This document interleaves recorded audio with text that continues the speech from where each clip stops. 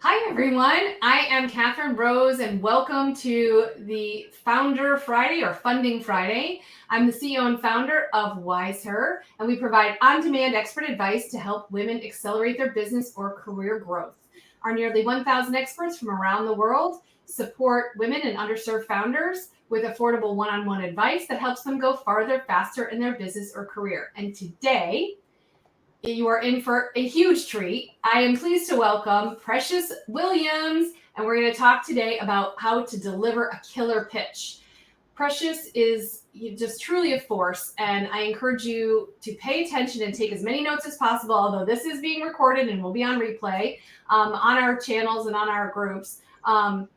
And the last person who worked with her through wiseHER actually won her pitch competition and $7,500. So definitely Precious has a lot of great things to say. She's a 13-time pitch competition winner and so much more. So I am so happy to welcome you, Precious, my friend, and somebody who is just always been super supportive. And I just can't thank you enough for that. So welcome, and let's get into it. Let's get into it. So talk a little bit about your experience and kind of what led you to be the killer pitch master.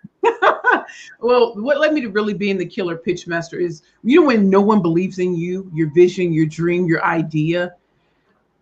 I'm so used to it that when people said I was too fat, too black, and didn't have an Ivy League degree, and I wanted to start a line of lingerie for full-figure divas and plus-size fashionistas. And to the uninitiated, that means plus-size women. But I wanted to be red hot, sexy, and stylish. And they're like, that doesn't even work. Plus size plus red hot, sexy, and stylish.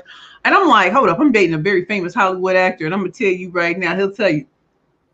It works. You know how to speak to what? And so, because no one would invest in my company, I literally went to an event I could not afford, the Crane Small Business Awards here in New York. This is 10, 11 years ago. And I saw the producers of MSNBC, CNBC, God and I had we had a moment. Because it's so interesting. My higher power told me I'm going to do it through media. Now, in the natural, as Joe Osteen always says, that doesn't make any sense. I was 327 pounds. There's no way they would ever pay me any attention. And this is 10, 11 years ago. But I did what I had to do. I showed up in my best Calvin Klein dress, 3 pairs of shapewear. And when I tell you, I walked up to them with all the confidence and the swag goo in the world. And when they asked me who I was, I went in with the pitch, not even knowing how to do it, but I did it. And they loved it so much that they put me on the Your Business with JJ Ramberg show. And I did the elevator pitch segment. And literally in 54 seconds, I walked away with $500,000. Now, we're not going to talk about the fact that I had negative $400 in my bank account. We're not going to talk about the fact that people didn't really believe until they saw me do it for real. And we're not going to talk about the fact, the doubt that I had, but did it. And when I look back at that experience, it's all about keep going anyway, right? So I could sit here and pay attention to people who said it couldn't work, or I could trust the God in me that said it would. And right, exactly how it happens by media. Yeah, I see that in you all the time. And I mean, the ability that you have to take these pitches and really draw out the emotion. So talk about that, because especially a lot of founders, we're in some of our early stages, some just an idea phase or whatever. I don't know how much lingerie you had sold prior to it, but like talk a little bit about how to take that emotion and really drive that forward. So the emotion that I really want to drive forward is that these women mattered. And just think about it. There are over 40 million women size 14 or larger in the United States, just like me. We all want pretty underwear. Now think about it. None of the other big box chains, not Victoria's Secret, not Macy's, none of those places had made things that looked good for women who were over, I guess, a regular size. And so I thought that was such an untapped market, but I was seeing beauty all around me, but to other people, they were invisible. So what I had to do, not just because I was dating a very famous Hollywood actor, it's something about the way he saw me that made me look at myself differently, which made me see women I never saw before.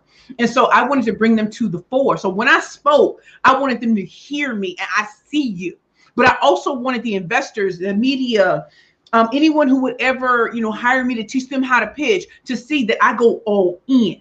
And I understand that some people don't have my personality. And if we can keep it a buck, if we can keep it honest, when I started, no one was like me. They were My name is this. This is what I do. But when I came in, like, even still in some of the pitch competitions and stuff I see today, I think that's really important to say that, you saw that opportunity, right? And it wasn't just about me. It was really, once you understand, like we're creating products and services and books and we're launching things, but it's not just for us to buy, it's for other people to be impacted by. So if I just put out something that's booty, if I just put out something that was, done poorly, I'm telling you, they're going to come after me. And another thing that I learned too is you have to show up different. When people are in pitch competitions, they're like, oh, I'm gonna wear a suit, pearl, da, da. And sometimes it's about what is the personality of your brand? Show up like that. And for the introverts, realize you can be a quiet storm. You got to bring them to you. Now I go after people. You can bring them to you. I love that. You always say the quiet storm, and I think that's really important point because a lot of women in our women founder community and different places that be watching this, they are they're tech startup founders, maybe they're engineers, and maybe they're those kinds of folks that aren't traditionally the most gregarious people, right? They're not the ones who put themselves out there. So I love that when you talk about the quiet storms. Talk a little bit more about that. So when I think of the quiet storm, also just remember I'm a former attorney and I was a litigator. So I was in a courtroom an awful lot.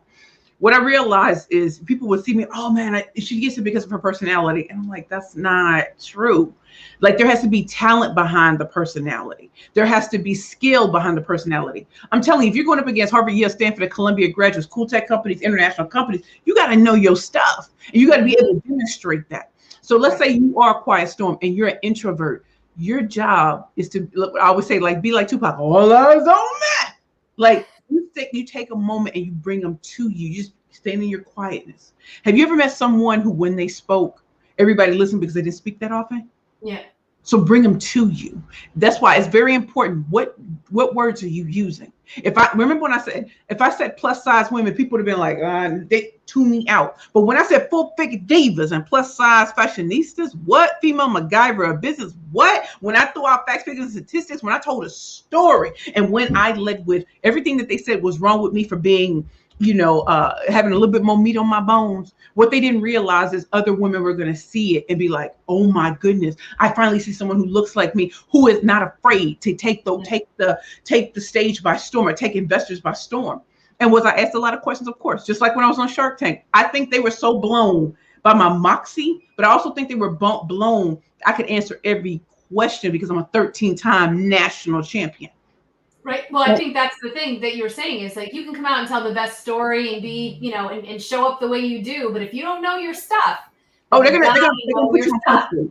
Yeah, they're gonna put you on Front Street, and that's why I really want people to understand that once you know your stuff, then we can create a real pitch behind it. Because if you don't know the basics, it's like Kathryn Rose. If you're in business, most of us have created business plans, whether it's like all bells and whistles or just the bare minimum. But if you don't know how much you're making, if you don't know the target market, if you don't know who you really serve, if you don't know how many people are in that, if you don't know where they shop, the psychographics, the demographics and psychographics, then you have to know other things too. Like my colors are always hot pink. Look at my hair, it's red today. The reason why I bring that up is because I want to show you flavor from the beginning. What does your brand really represent? So if you want to attract these people, what do you have to look like? If I'm going and I'm gonna be in a yacht, I can't just go wearing rainbow. Right. So you have to understand that if you want your target market to be attracted to you, what language are you using? What language are you using? If you're speaking to investors, you got to have facts, figures, and statistics, but you still have to have a story. And remember, they're betting on the jockey, not the horse. Your company could sound really great, but they're looking at you. What have you overcome? What have you been able to do that no one else can? How are you bringing attention? Like pitching back in the day when I started, it was really, okay, you go to Google, you find a template, and that's it. Mm-hmm. I don't work on templates. And so my thing is to pull out of you what you don't see in yourself. A lot of us say the same pitches over and over and over again. And it's like, that's not going to get people. It's boring, it's tired, and it's through. Right. Well, I mean, obviously, with these, and I see a lot of pitch competitions, and people used to start like, imagine, and then that got tired after a while where everyone's like imagining things, right? Like, and I know that you really just have like a few minutes to kind of catch their attention.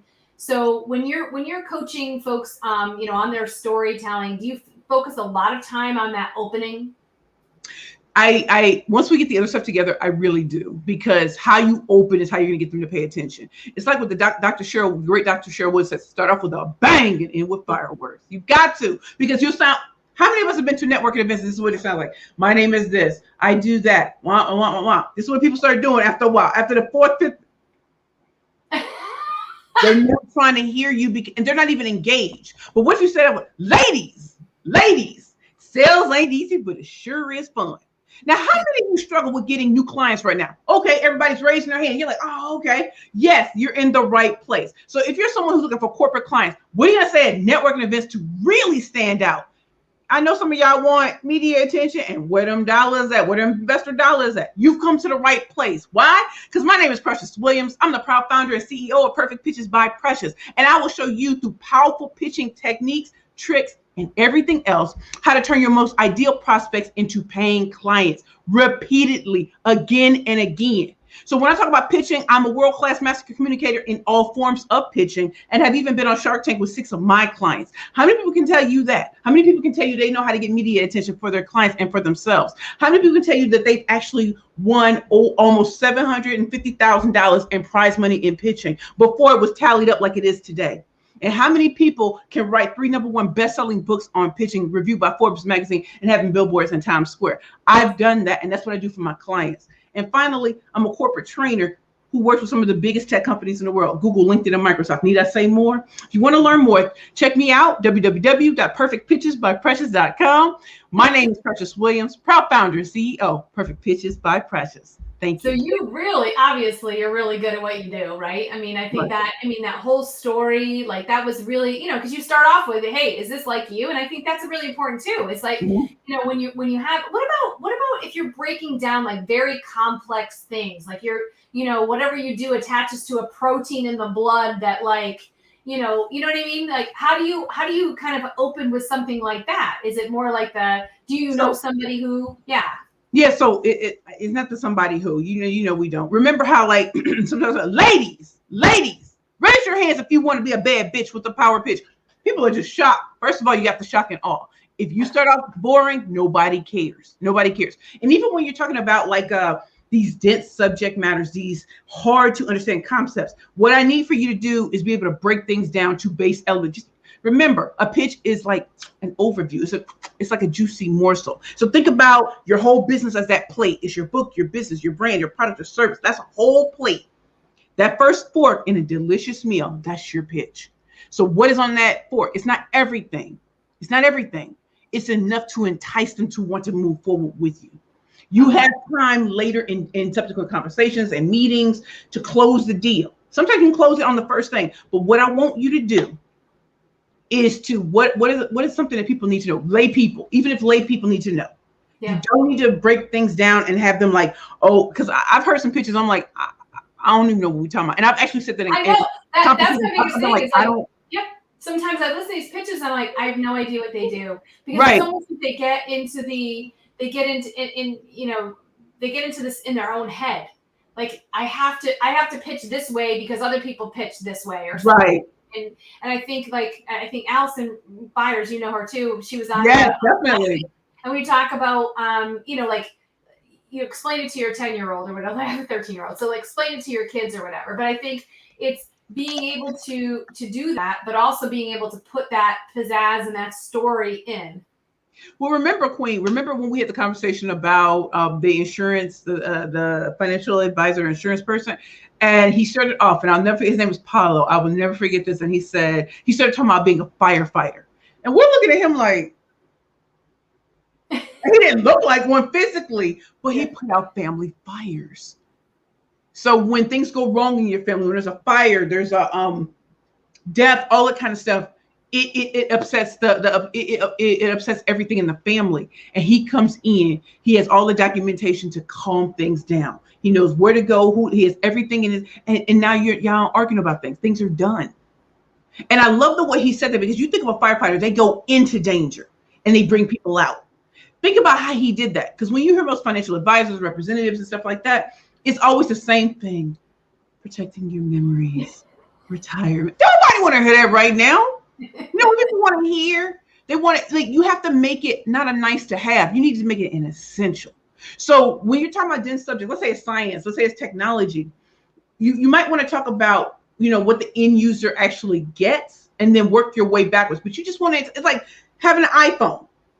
Okay, you have an iPhone, but we know this iPhone is all that in a bag of chips. You can talk about design. You can talk about the apps that are a part of it. Or you can talk about every screw that's in there. You know what I'm saying? I know exactly what you're saying. So when you look at the pitch overall, is there like a certain structure you look at, like the as you said, like start with the end in mind and then kind of like work your way Yeah, through? I definitely want them to begin A lot with of people are like very like procedural people. So it's like just tell me the blocks of things that I need to focus on. Okay, so let me give you some blocks. So we already know for our basic pitch, these are the questions you must answer. Who you are. What do you do? Who do you serve and why? Why? What is your secret sauce? Why should they choose you over anyone else? And you want to have a powerful call to action. Do you want them to go to your website? Do you want them to sign up for something? Do you want them to buy your book on the spot? What do you want them to do? Tell them and be very, very specific. If you're looking for a speaking engagement, tell them be as specific as possible where you want to be, right? So that's basic. Let's take it into overdrive. So in addition to answering those questions, here's one that most people fail at. Not identifying the real problem or challenge that the target market is facing.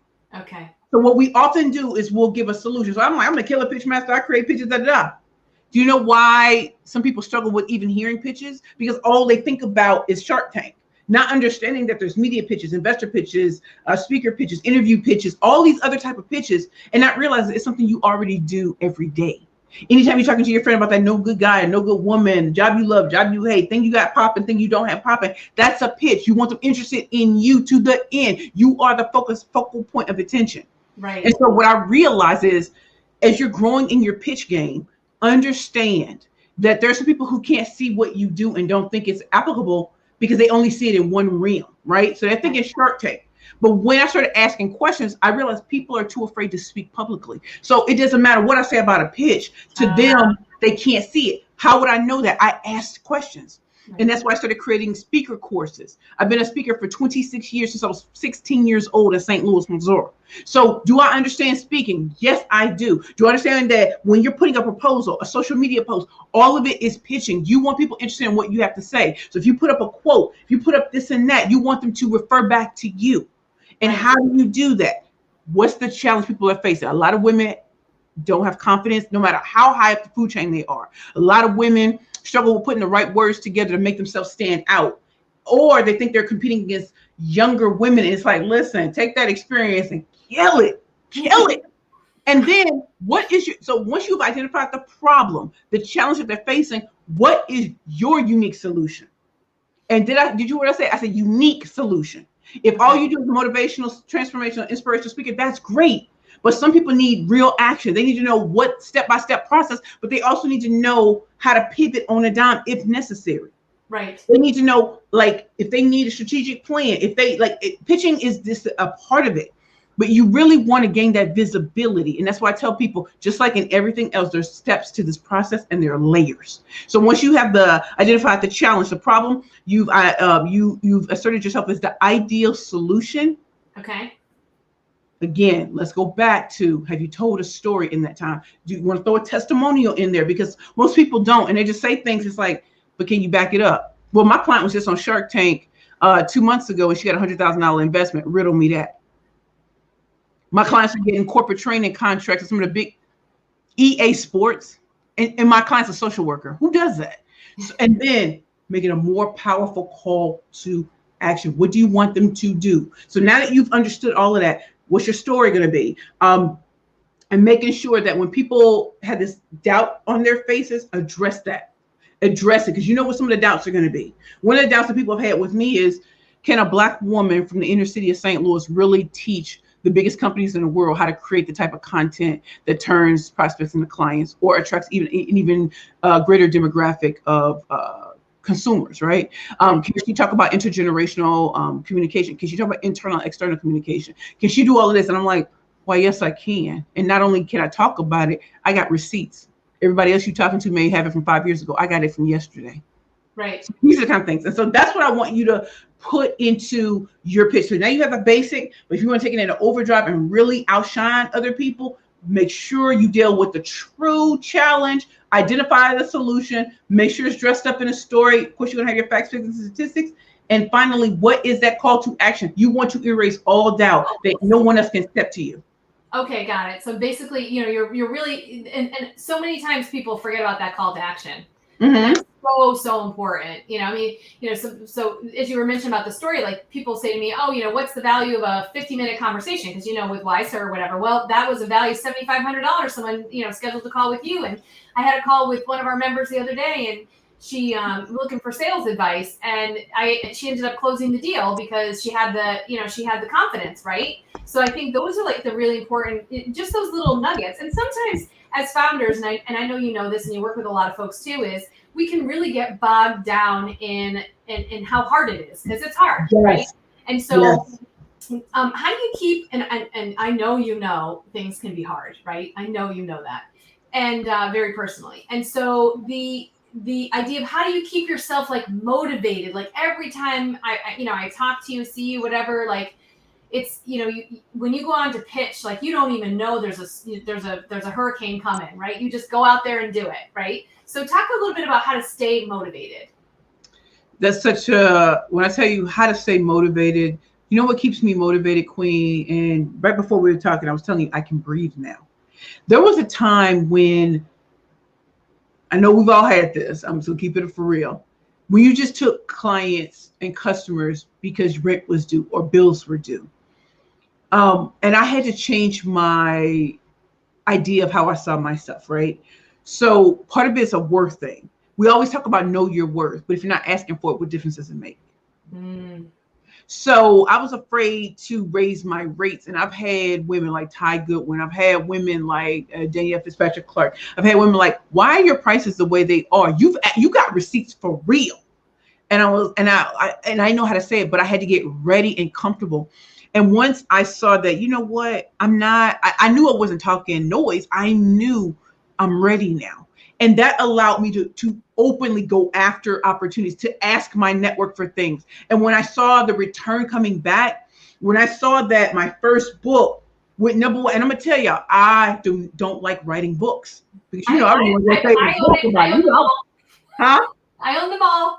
Yeah. And I love talking, but writing these books, honestly, Queen, these are game changers. Not just because I wrote it, but I had to prove to myself I could do it. Right. Yeah. And when Forbes magazine contacted me, when it debuted at number one, I was shocked because I thought, oh, nobody's going to care, and they did, which means they're hungry. So even when I'm feeling not so motivated, or I'm feeling kind of down, sometimes you just have to take a break for that day. Maybe you have to go out and look at birds, and maybe you have to just walk up in neighborhoods you've never been in to get inspired again. And sometimes you know what it is? Who's in your support network? Yeah. Just call and say, hey, I'm feeling some type of way. And they bigging you up like, you remember when you did this? You remember that? And it's like, you know what? Yeah, I'm ready. And finally, another thing that keeps me motivated is I finally come to this place where I know what my purpose is. My purpose is to help other women give birth to their next beautiful now.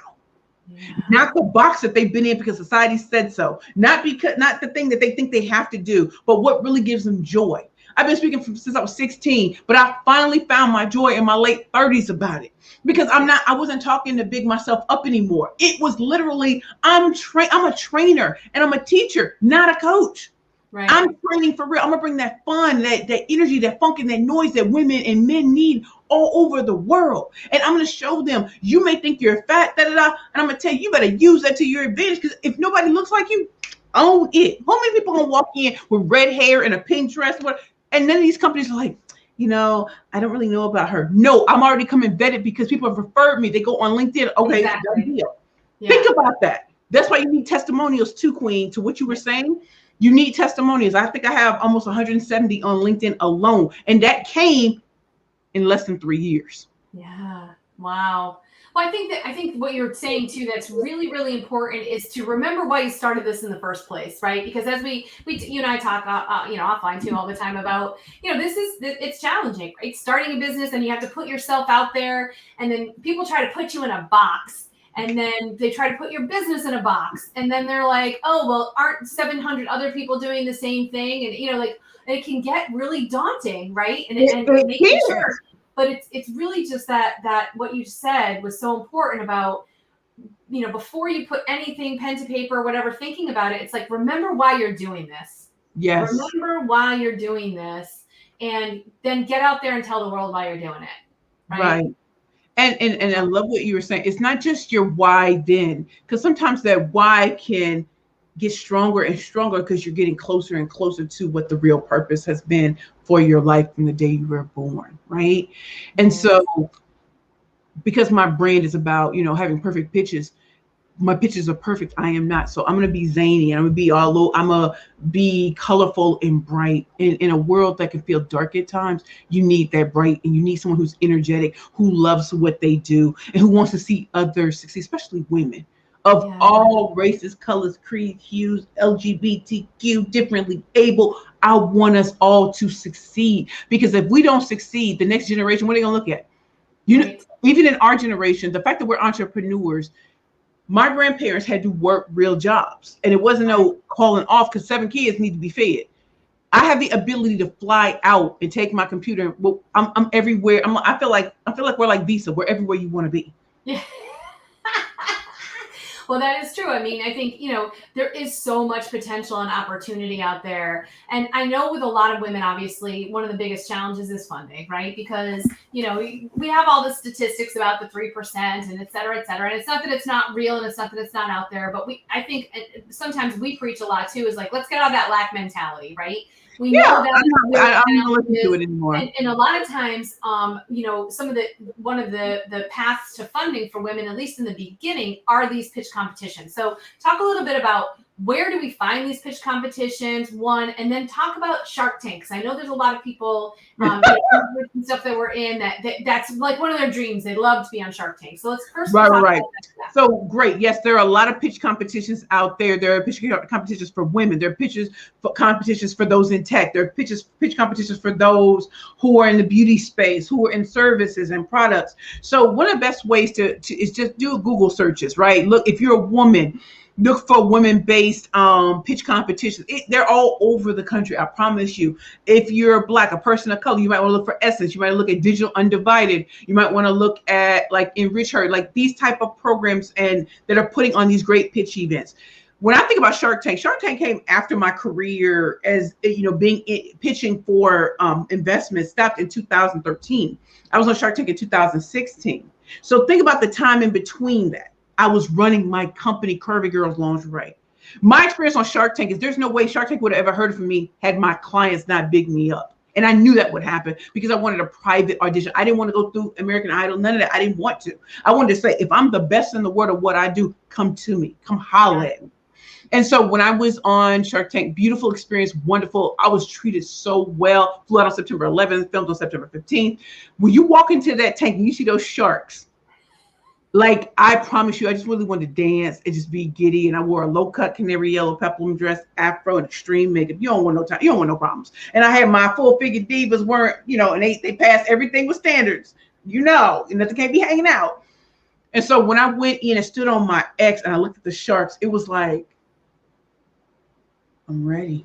Yeah. And I was pitching, and their eyes were getting big or whatever. And I finished. Okay, ladies, now let's get information. My ladies, my queens came out and showed them all their stuff. And Marcus said, "You go, girl." And Robert Hershey said, "Watching you is like watching a master at her craft." Do you know what that felt like for me? Oh my God. I'm Black. I'm a woman. And how many people who this remind you? Yeah, this is 2016. This isn't today. Have ever had the experience where the sharks were captivated by me, a woman, like a Black woman?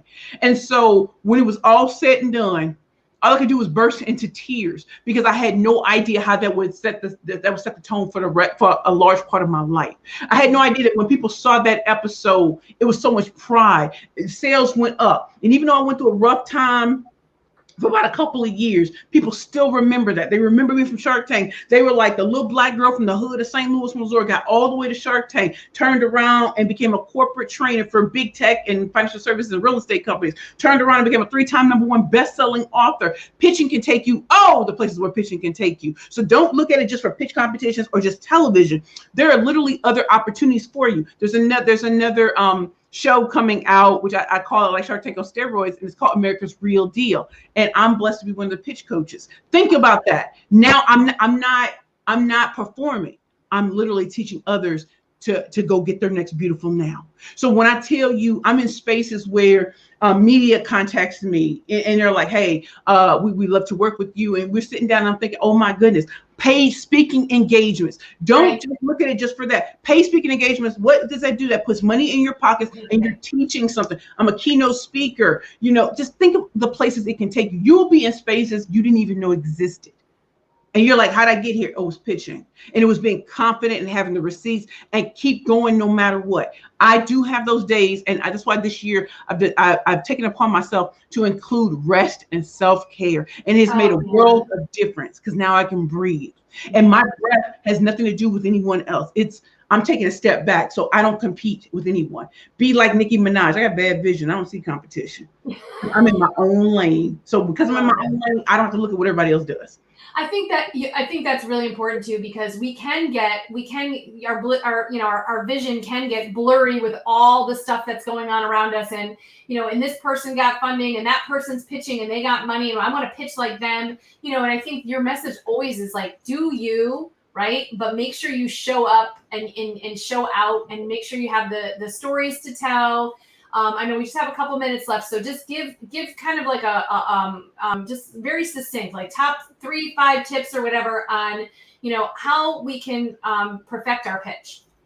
Here are the top 3 ways that you can perfect your pitch starting now. Number 1, know your audience. It's very different from just your target market. Know your audience. What do they need to hear versus what do they need to hear versus what do they want to hear? That's a very different question. What do they need to hear versus what do they want to hear? Number 2, be bold and unexpected. It's not enough to just deliver a great pitch. You've got to be all in. So start with a question, a startling statistic, or a quote. You want to make sure that people are paying you attention and you're starting off with a bang. And you're going to end with a fireworks. Number 3, never forget your call to action. What do you want people to do and direct them there? Finally, think of this. Let's say you're on an elevator and Oprah gets in with you. What are you going to say? You've got 30 seconds. The thing you're not going to do, you're not going to talk about how much you love Oprah, all of that. I want you to think clearly. What are you going to say in those 30 seconds that's going to make her say, talk to my assistant. Hey, we need to set something up or whatever. And remember, you may think you know Oprah. Don't spend your time. I love you. Spend your time pitching so that you can profit from it. And bless her as she blesses you. So it's not just a one-way street. You may be asking for money or whatever, but give them a reason to, so that it's a win-win for you both. Okay. Take the love. Oh, I love you. Take it out. Hit it. And walk. You know what? Have your Beyonce moment. Well, and if you don't ask, you don't get, right? So right.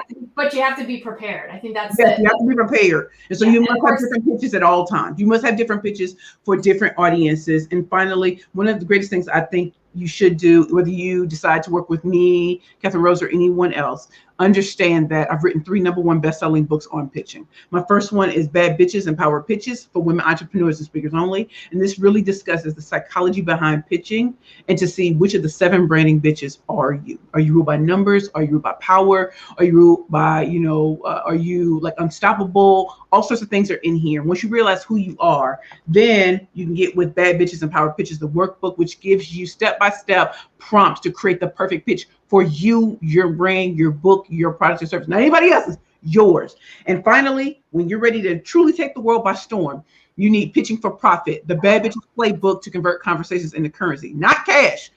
Currency, so you can trade on those relationships. It shows you how to build and rebuild relationships. It shows you how to monetize your network. And above all else, how do you get those important referrals, affiliates, and people who will take up the mantle for you so you never have to pitch again? My job in writing these 3 books is to have you like NBA young boy, never broke again. Fantastic. Well, thank you so much. And, if you want to speak to Precious Live, you can schedule a call with her on wiseHER. And she's just amazing. And you're so generous with your time and your knowledge and everything. And I'm just personally so grateful to have you in my orbit. So thank you very much. And thank you all of you out there for watching. And we'll have the replays up and be on our YouTube channel.